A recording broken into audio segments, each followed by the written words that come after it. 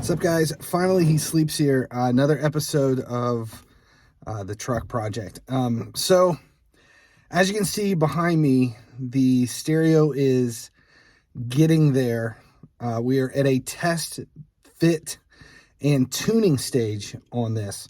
So, the box is in and set, but I'm still not happy with the way it's actually sitting in there, and next step is gonna be to pull this whole thing out and angle the back of the box, because I need to get it a little bit closer to the back wall. We already cut out all of the jack setup and everything in there. We've done so much shaving on the trim and everything inside of the truck, as far as getting this as close as we can to the size necessary to tune all of the subs exactly where I want it.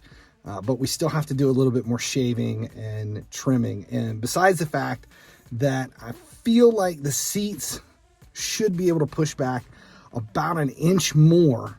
And to do that, we're gonna have to angle the back of the sub wall to get it as close to those rear windows as we can. And right now everything's just raw wood.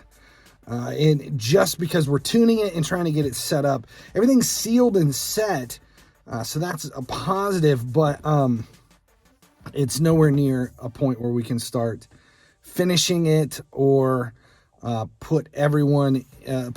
start finishing the wall off and then building the structure here.